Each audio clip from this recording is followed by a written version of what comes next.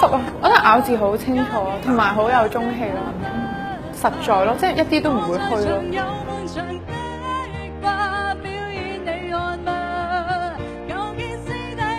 我對聲音好敏感嘅，所以我係聲線唱法好明顯嘅，其實唔使估。謝安琪，我中意呢一類型嘅音樂，佢亦都有一個jazz 嘅感覺喺嗰度咯。佢係好適合唱呢啲可以好高音同埋好低音嘅歌。